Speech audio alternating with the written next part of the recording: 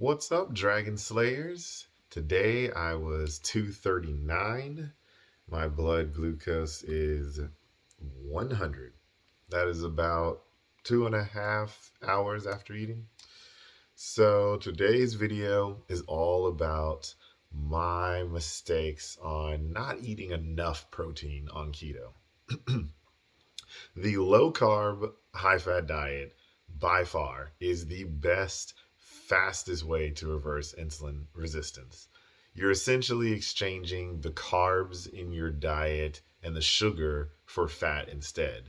So I would almost recommend that most people who have type 2 diabetes or prediabetes or any form of insulin resistance that you would start with keto and do strict keto for 4 to 6 months or so before even attempting to try to go into a more carnivorous diet.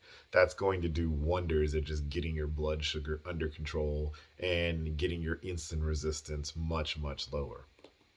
A lot of people on keto are scared of protein. They think that if they eat too much protein, it'll knock them out of ketosis. And that is not exactly true. So, too much lean protein will spike your insulin and it'll possibly kick you out of ketosis.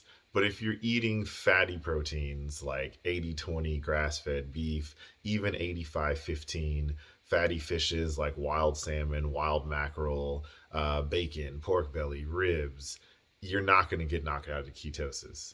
Now, it is possible initially, and that's where I say if you try to be carnivore or mostly carnivore before getting your insulin resistance under control and your blood sugars down, then yeah, the protein will spike your insulin, even if it's fatty protein, right? And it's particularly in the morning because of the dawn effect. But once you're more insulin sensitive and your blood sugars are consistently below 120, even after you eat, then you'll not fall out of ketosis from consuming protein if you have enough fat with it. I know this to be true because I check my blood glucose levels about 30 times a day, and I check my ketone levels about 20 plus times a day. So, especially before meals and every 10 to 15 minutes for several hours after the meal. So, I've got literal years worth of data. I can tell you that having a high protein diet, like I've said now for the past, I would say month ish, maybe 3 weeks.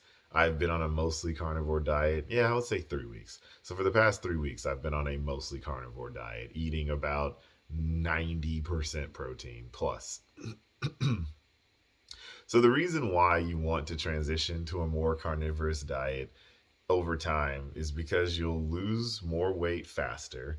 If you care about athleticism and specifically strength and muscle gain, it's important. And you'll gain muscle and strength significantly faster as well. So I've recently started going back to the gym and I noticed that I'm just so much stronger with a higher protein intake than I was when I was doing 30% protein or 25% protein and like 75% carbs or 20% protein and 80 or I said carbs fat. So when I was doing 70 30 25% protein and 75% fat, as well as 20% protein and 80% fat, my gym performance suffered. Like, I didn't have the same level of strength, I didn't have the same level of muscle development. And so now that I've shifted to a more like 90%, I'm really like upwards of 90% protein. But the protein that I'm eating is all fatty, right? So I eat whole eggs because there's tons of good fat and cholesterol in those yolks. And I'm eating ribeyes and I'm eating pork chops and bacon and, like just all the mackerel and the salmon. I have a very high protein, but specifically high fatty protein diet. And sometimes I will eat an avocado too. It just depends on if I feel like it. I eat sausage as well, and all of my meats are wild caught, grass fed, grass finished, 100% pasture raised, all the good stuff. No hormones, none of the fake stuff. And so I don't think that pure carnivore is necessary for most people. or even advisable. However, I think a hypercarnivore is a good place for a lot of us to land. So, by definition, you would think that hypercarnivore is like extreme carnivore, but it's not. You can look this up. A hypercarnivore, by definition, is an animal that has a diet that is more than 70% meat, either via active predation or by scavenging. The remaining non protein, non meat diet may consist of animal foods such as fungi, fruits, and other plant material.